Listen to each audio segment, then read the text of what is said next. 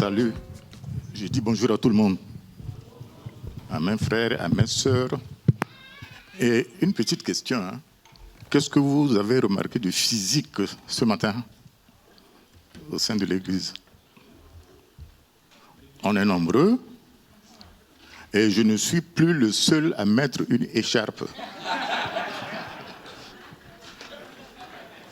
Éternel Dieu, mon roi, mon Seigneur, tel que je suis, je viens à toi, Seigneur, pour apporter ta parole à ton peuple. Ô Seigneur, utilise-moi comme un outil fiable. Merci au nom du Seigneur Jésus. Amen.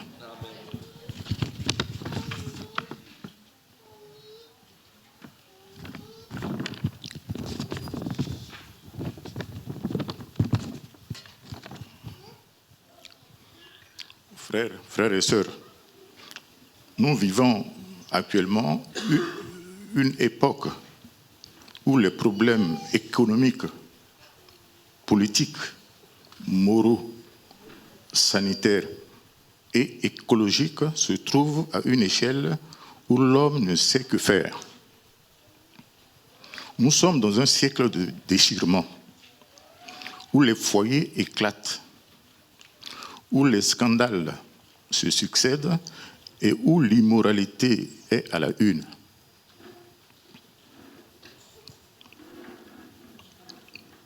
La pédophilie qui est rentrée dans l'Église depuis des décennies est mise à nu aujourd'hui.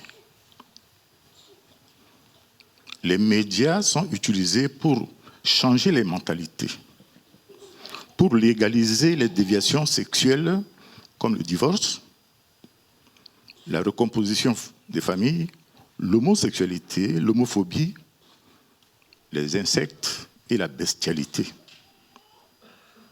Les évêques catholiques, et je ne condamne personne, les évêques catholiques réunis à Lourdes le lundi dernier ont annoncé des mesures pour lutter contre la pédocriminalité dans l'Église catholique.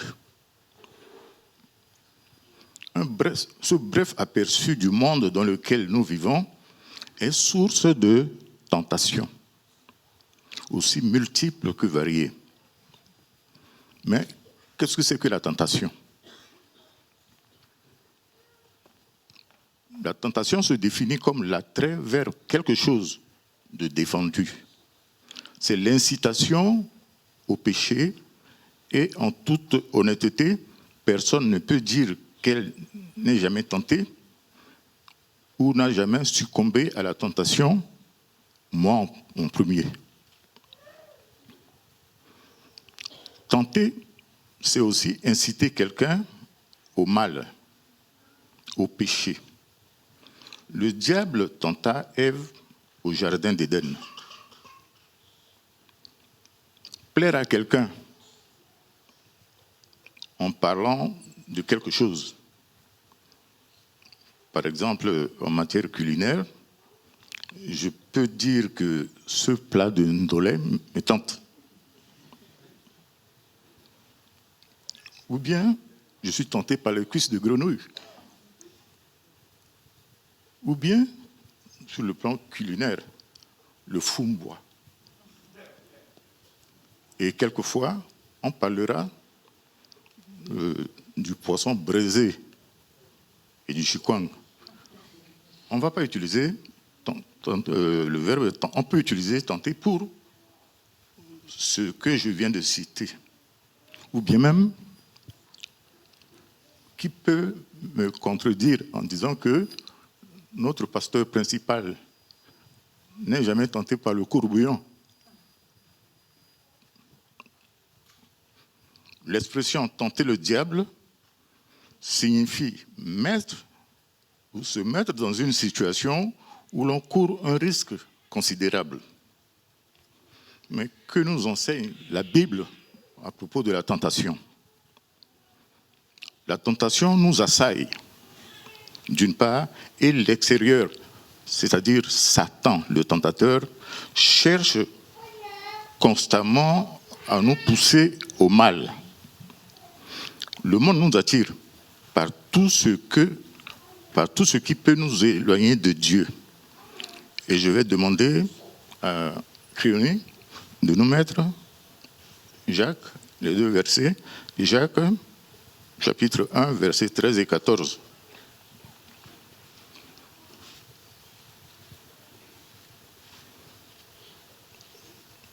Et il est dit, dans la version que j'ai ici,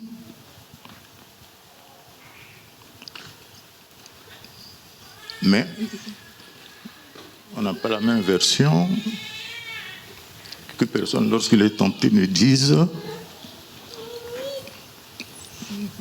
que personne, lorsqu'il est tenté, ne dise, c'est Dieu qui me tente, car Dieu ne peut être tenté par le mal, et il ne tente lui-même personne. Mais la source la plus redoutable de la tentation est notre propre chair. Ainsi, chacun est tenté quand il est attiré et qu'il est amorcé par sa propre convoitise. Donc, ce n'est pas Dieu qui nous tente, mais c'est notre propre chair. Dieu ne tente pas.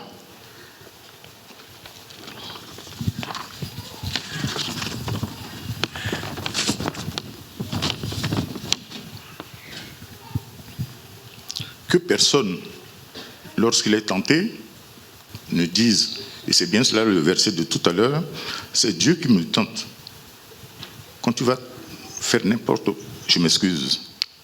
Si tu tombes en tentation, n'essaie pas de rejeter le résultat sur notre Seigneur. La dernière fois, nous avons dit que l'épreuve, c'est Dieu qui nous soumet aux épreuves. Mais la tentation, c'est plutôt nous-mêmes. C'est plutôt nous-mêmes. Pourquoi ? Parce que Dieu nous a créés libres et doués de volonté. Il permet que par la tentation, nous soyons placés devant nos responsabilités, devant un choix. Nous sommes créés conscients, avec une conscience, ce qui nous permet de discerner le bien du mal. En fait, toutes les créatures conscientes sont appelées à faire usage de leur volonté, et nous pouvons citer les anges. Je donne les références des versets pour nous permettre d'aller un peu plus vite. Il y a les anges qu'on peut retrouver dans 2 Pierre, ou Jude, chapitre 6, 2 Pierre, chapitre 2, verset 4. Car si Dieu n'a pas épargné les anges qui avaient péché, mais les a livrés et précipités dans les abîmes des ténèbres où ils seront retenus en vue du jugement. Les anges même sont tentés. Adam et Ève, nous savons l'histoire d'Adam et Ève, où le serpent a tenté Adam en disant à Ève, vous ne mangerez pas de toutes les arbres du jardin.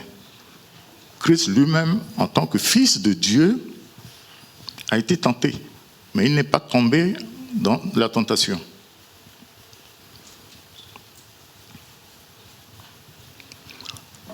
Un autre cas, Jésus, après son baptême, dans les eaux du Jourdain, a été emmené dans le désert pour être tenté par le diable.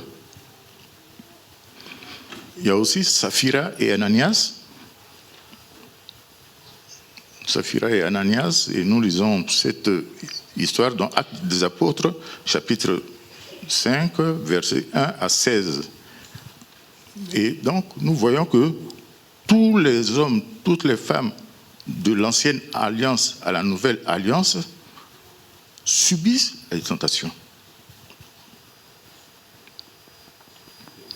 Et dans le verset 1 de Corinthiens, chapitre 7, verset 5, s'adresse au couple en disant « Ne vous privez pas l'un de l'autre, si ce n'est momentanément, d'un commun accord afin d'avoir du temps pour la prière, puis retourner ensemble de peur que Satan ne vous tente par votre incontinence. Je vais un peu vite. Tu es arrivé à mettre le dernier verset?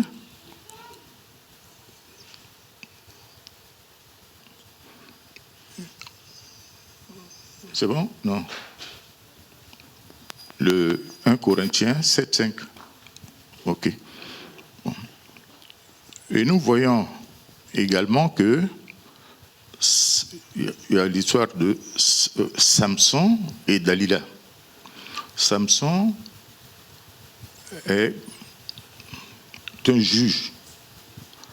Et juge, vous pouvez lire son histoire dans le livre des Juges, à partir du chapitre 3. Par la tentation par Dalila, a perdu toutes ses forces surnaturelles pour être vaincu par les Philistins, alors qu'il avait une mission à faire. Il a tenté à la tentation de Dalila. Mais, chers frères et sœurs, comment faire pour résister à la tentation? Comment faire pour résister à la tentation? Puisque que nous le voulions ou non, nous serons tentés. Nous serons tentés et il nous appartient de nous armer, de prendre les outils nécessaires pour pouvoir résister à la tentation. Et je vais résumer cette partie en disant que la tentation est une incitation ou invitation à pécher, accompagnée de la promesse d'un gain supérieur en suivant la voie de la désobéissance. Pour résister à la tentation, nous devons d'abord savoir que Satan est le tentateur suprême. Et nous retrouvons cela dans Matthieu, chapitre 4, verset 3, et dans 1 Thessaloniciens, chapitre 3, verset 5. Satan, depuis le jardin d'Éden, continue à nous tenter jusqu'à aujourd'hui. La puissance, mais nous devons savoir que la puissance de Satan sur les chrétiens a été anéantie par sa mort et sa résurrection. Notre Sauveur a remporté une victoire éternelle sur le péché et la mort. Depuis, Satan continue de rôder sur terre et cherche à séparer les enfants de Dieu de leur Père. Ces tentations font malheureusement partie de notre vie quotidienne. Nous vivons dedans. Nous y baignons, que nous le voulions ou non. Mais, par la puissance du Saint-Esprit et la vérité de la parole de Dieu, nous pouvons résister à ces tentations-là, à toutes les tentations.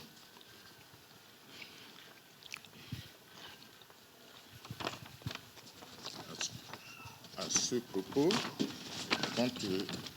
quand j'étais encore dans le monde, les gens s'amusaient à dire il y a 3 principales tentations pour les hommes: l'alcool, l'argent et la femme. Mais nous devons savoir que dès que nous sommes entrés dans les eaux du baptême, nous devons ne pas faire exception de ce que j'ai cité ici. Nous devons résister aux tentations, à la tentation. Et pour conclure, nous allons citer des versets qui vont constituer la conclusion de ce message. Garde ton cœur plus que toute autre chose, car de lui viennent les sources de la vie.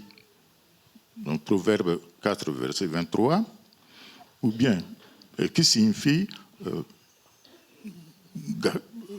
garder son cœur signifie veiller sur ses pensées et ses émotions. C'est le lieu le plus perméable de notre être où l'ennemi de nos âmes nous attaque. Je répète, garder son cœur signifie veiller sur ses pensées et ses émotions. C'est le lieu le plus perméable de notre être où l'ennemi de nos âmes nous attaque. Car c'est du cœur que viennent les mauvaises pensées, les meurtres, les adultères, les impudicités, les vols, les faux témoignages, les calomnies. Matthieu 15, 19. Qui veut gagner ou dominer la bataille des mauvaises pensées doit être équipé par le Saint-Esprit pour ainsi être orienté vers les pensées positives et bienfaisantes de la vie. Car la pensée de la chair est la mort, mais la pensée de l'esprit est vie et paix. Je reprends. Car la pensée de la chair est la mort, mais la pensée de l'esprit, vie et paix. Dans Romains 8, chapitre 6. Soumettons-nous donc à Dieu, résistons au diable, et il fuira de nous. Que Dieu vous bénisse au nom de Jésus-Christ.